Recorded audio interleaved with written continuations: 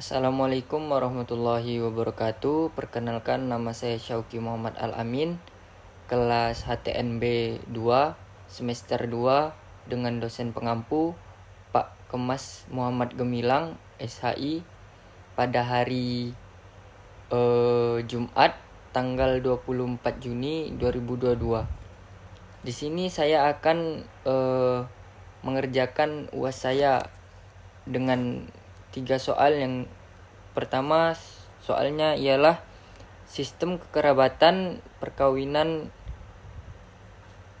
kewarisan dan penyelesaian permasalahan suku Melayu, Batak, Minang dan Jawa. Oke, di sini saya akan menjelaskan sistem kekerabatan Jawa. Sistem kekerabatan Jawa ialah bilateral, yaitu mengikuti ayah dan ibu, tidak ada perbedaan. Dan setelah itu kekerabatan Melayu yaitu parental, mengikuti ayah dan ibu dikarenakan tidak begitu terpokok dengan suku. Setelah itu kekerabatan sistem Minang, matrilineal, dengan condong kepada ibu, lebih ke keturunan ibu. Setelah itu Batak itu patrilineal. Sistem perkawinan Batak ialah mengikuti bapak. Setelah itu yaitu sistem kawin. Sistem kawin Jawa yaitu ada jenis-jenisnya, yaitu sistem kawin keris, sistem gantung, dan yang paling unik ialah sistem kembar dengan menikahi saudara laki-laki kembar dan perempuan kembar. Di Melayu sistem perkawinan ada merisik. Di Minang ada yang dinamakan ideal nikah sesuku, dan ada juga pantang nikah beda suku. Karena di Minang itu sangat keras, bisa dibilang orang itu menganggap sukunya itu sakral. Kalau di Batak bisa dibilang dengan nikah pariban dengan beda marga, dan yang bertentangannya itu dengan pantang satu marga. Setelah itu ada juga soal yang ketiga, sistem kewarisan Jawa. Sistem kewarisan Jawa bisa dibilang kalau di Jawa itu adalah di Jawa Tengah sistem kewarisan sepikul, dengan arti anak laki-laki dapat 2 bagian. Ini sama dengan hukum Islam. Di Melayu, kewarisan akan dibagi apabila kedua orang tua telah meninggal, dan apabila masih hidup satu orang tua akan dibagikan secara musyawarah. Sedangkan di Minang itu kewarisan bisa disebut dengan matriarchat atau keama-amaan kalau orang Minang bilang. Itu dengan tanda kurung lebih kewarisannya lebih ke anak perempuan. Kalau di Batak sebaliknya, karena Batak adalah patrilineal, kewarisan lebih condong ke laki-lakinya. Setelah itu ada juga sistem penyelesaian. Kalau di Jawa ada namanya sistem penyelesaian dengan bisa disebut dengan suwung. Suwung ini ada 3 tahapan. Yang pertama ialah dengan rendah hati atau kepasrahan. Kalau tidak mempan juga dengan yang kedua, dengan berkompromi. Kalau tidak juga tidak mempan juga dengan yang kedua ini, yang ketiga adalah mencari fakta, pencarian makna hidup. Jadi kedua belah pihak ini akan memikirkan apa itu makna hidup dan akan diputuskan dengan bermusyawarah. Di Minang secara tahun ke tahun dari nenek moyang itu dengan bermusyawarah antar keluarga besar. Bisa disebut menyelesaikannya itu di rumah gadang, karena di Minang itu sakralnya tempat hukum dan segala macam itu di rumah gadang tersebut. Kalau di Batak dengan cara damai, bisa dibilang kalau zaman sekarang itu jalan tengah, jalur tengah. Kalau di Melayu dengan bermusyawarah, dengan kepala dingin, tidak ada kepala panas hingga memperricuhkan perkelahian. Sekian, terima kasih. Assalamualaikum warahmatullahi wabarakatuh. Oke, yaitu nomor 2. Nomor 2 yaitu soalnya adalah jelaskan tahapan-tahapan yang harus dilalui dalam pelaksanaan perkawinan dari masyarakat Minang, Melayu, Jawa, dan Batak. Di sini saya akan menjelaskan yang pertama yaitu suku Minang. Suku Minang yang pertama ialah ada yang namanya itu marese, yaitu pihak keluarga perempuan akan mendatangi pihak keluarga laki-laki. Mereka juga akan membawa buah tangan ke pihak keluarga laki-laki sebagai simbol sopan santun. Yang kedua, ada juga yang namanya meminang atau memberi tando.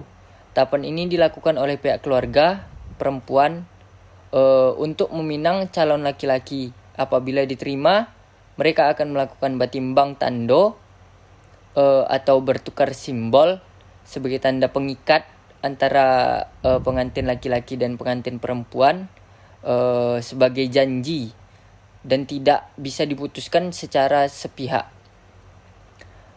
Yang ketiga itu ada tahapan namanya mantra sirih, mengantar sirih.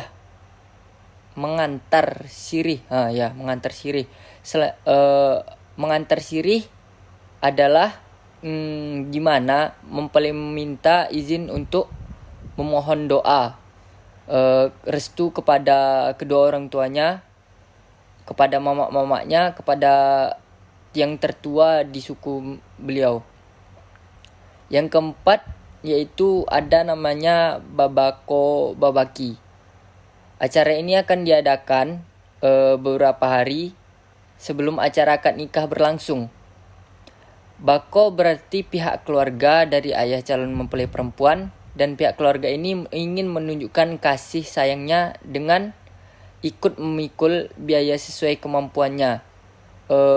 Ibaratnya uang dua pengantin ini akan dikumpulkan menjadi satu untuk melaksanakannya acara pernikahan mereka. Yang selanjutnya itu ialah malam bainai. Malam bainai itu bisa disebut juga pada malam sebelum akad nikah. Mereka pengantin dua pengantin ini akan berinai untuk melakukan ritual. Yang keenam adalah manjampui marapulai. Acara ini menjadi ritual paling penting dalam prosesi pernikahan adat Minang.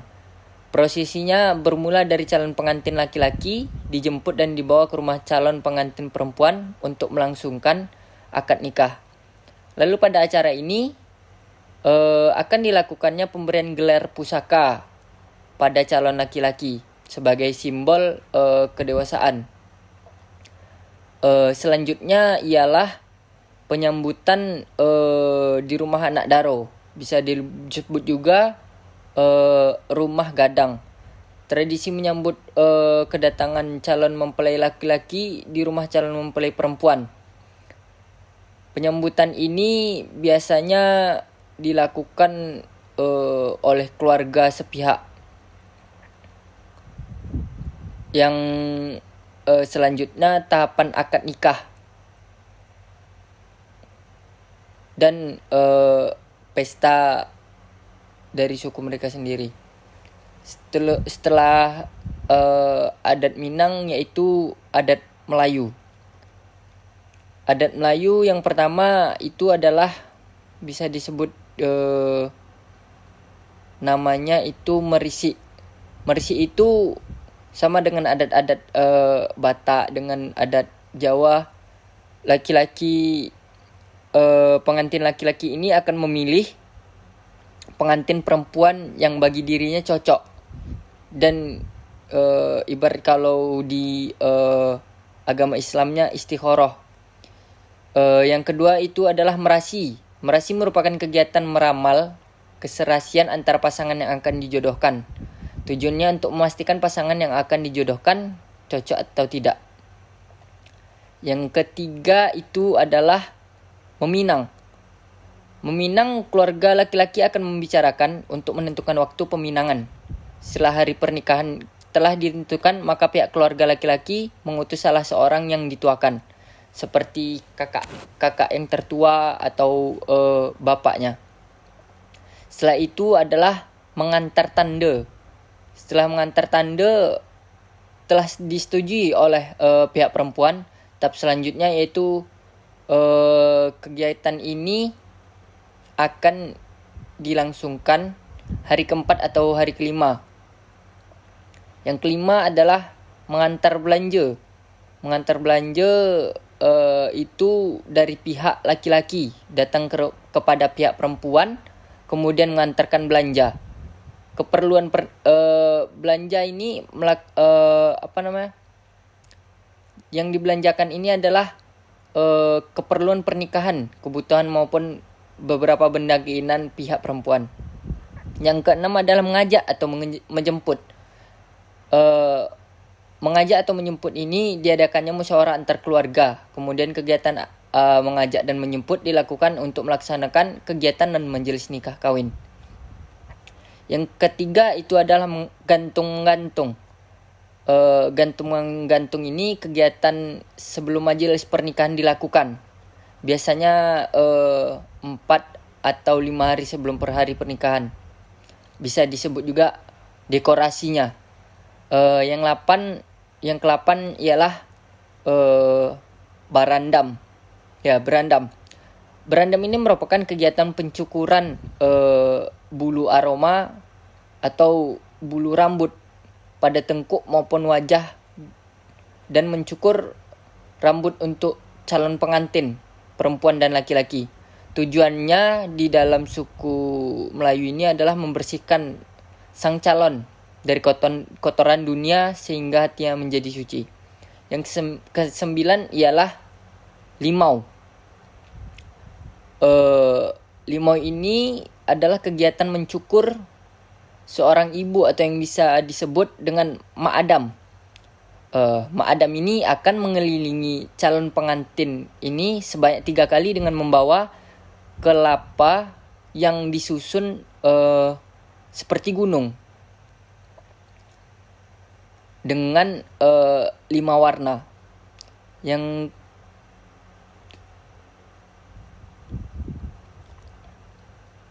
Dan setelah itu ada juga adat Batak. Adat Batak ini tahapan yang pertama ialah namanya menghirit. Menghirit, ya. Persiapan menghirit ini adalah persiapan pernikahan. Dalam ini adalah tahap memilih gadis. Berarti sama dengan Melayu yang akan dijadikan gadis istri yang sesuai. Bisa disebut juga dalam hukum Islam itu istikharah. Yang kedua itu adalah menghelan tanda. Sama juga berarti dengan yang Melayu, memberikan tanda. Yang ketiga ialah marhusib. Marhusib artinya berdiskusi tentang mas kawin.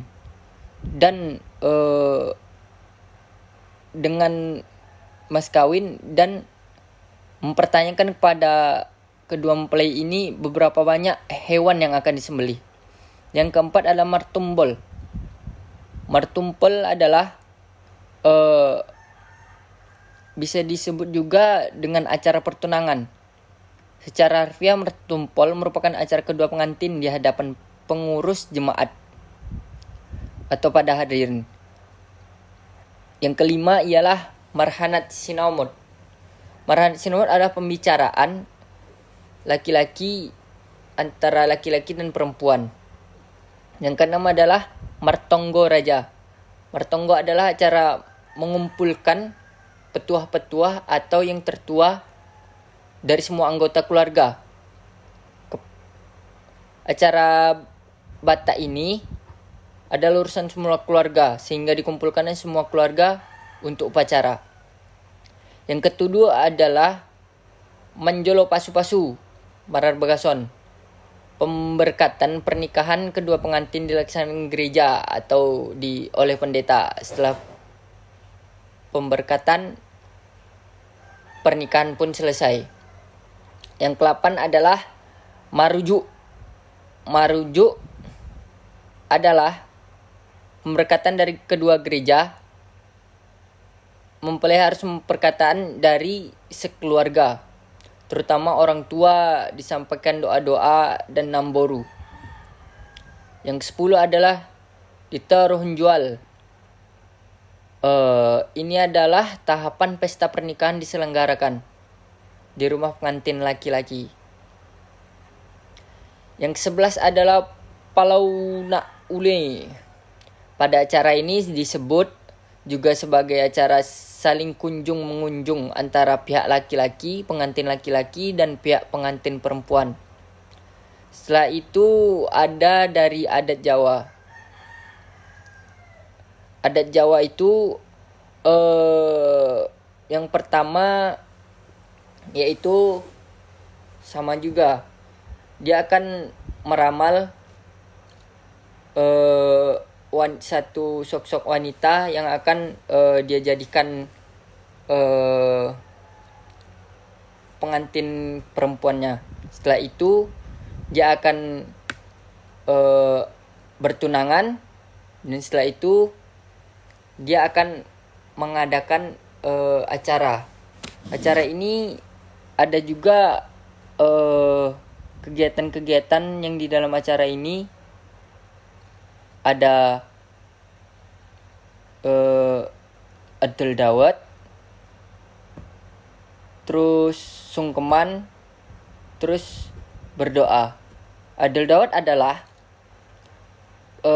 ibu dari pengantin ini akan menjual dawet, mengelilingi tamu acara pernikahan ini dengan menjual dawet, dan akan dibeli dengan kepingan genteng.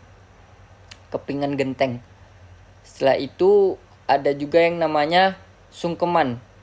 Sungkeman ini ialah meminta maaf, restu dari orang tua kedua mereka untuk meninggalkan keluarga. Dan yang ketiga adalah berdoa yang dia meminta kepada orang tua mereka supaya didoakan dari mara bahaya dan lain sebagainya. Terus ada juga namanya mandi kembang. Mandi kembang ini ialah tahapan terakhir dari sebelumnya makan geden, makan nasi kuning, dan setelah itu mandi kembang. Mandi kembang ini adalah mandi yang dicampur air suci yang dicampur oleh bunga-bungan. Oke, di sini saya akan menjawab soal yang nomor 3. Di sini sudah ada jurnalnya yang berjudul yaitu Negosiasi Lembaga Adat Melayu Riau Kecamatan Mandau dengan Yayasan Raja Tawar mula jadi penyelesaian konflik peresmian Balai Adat Batak di Kecamatan Mandau. Penulisnya Isradana. Nama jurnalnya Negosiasi, Konflik, dan Balai Adat. Lembaga yang menerbitkan ialah Jom Visip Unri, Universitas Riau, volume 6. Oke, di sini saya akan sedikit menjelaskan. Pada awal bulan Maret 2018 terjadi konflik antara salah satu warga beretnik Batak yang memiliki sebuah yayasan Raja Mula Tawar. Mula jadi yang bergerak di bidang sosial dan kebudayaan Batak dengan Lembaga Adat Melayu Riau dalam kurung LAMR. di Kecamatan Mandau. Hal ini dikarenakan pihak LAMR Mandau menolak acara peresmian Balai Adat Batak yang akan dilakukan oleh sang pemilik yayasan. Alasan pihak ALMR menolak acara peresmian Balai Adat tersebut dikarenakan hal ini tidak sesuai dengan izin mendirikannya bangunan IMB. Sang empunya rumah adat ini sebagai rumah bernuansa adat Batak yang berfungsi menjadi tempat tinggal, bukan dijadikan sebagai balai adat. Dalam acara peresmian Balai Adat Batak tersebut, rumah adat Batak ini akan diresmikan dan dialih fungsikan menjadi sebuah balai adat yang namanya bagi pihak LAMR Mandau yang sesuai dengan Perda Provinsi Riau nomor 1 tahun 2012 mengatakan bahwa balai adat tertinggi di Provinsi Riau ini adalah Lembaga Adat Melayu Riau, dan setiap daerah dari tingkat kota hingga kecamatan terdiri dari satu balai adat setiap daerah masing-masingnya. Dan balai adat ini sebagai balai adat tertinggi di daerah tersebut. Hal ini membuat LMR Mandau mengadakan negosiasi antara kedua belah pihak untuk menemukan jalan tengah bagi kedua belah pihak. Akan tetapi setelah negosiasi dilakukan selama 3 hari, pada hari keempat yayasan tidak menghadiri negosiasi tersebut. Pihak ALMR Mandau langsung mengambil tindakan dengan membuat jemputan aksi penolakan acara peresmian Balai Adat Batak dengan menyebarkan seluruh undangan aksi penolakan tersebut ke LAMR di setiap daerah Provinsi Riau serta seluruh perkumpulan organisasi yang bernuansa Melayu melakukan aksi penolakan terhadap acara peresmian tersebut. Oke, bisa kita simpulkan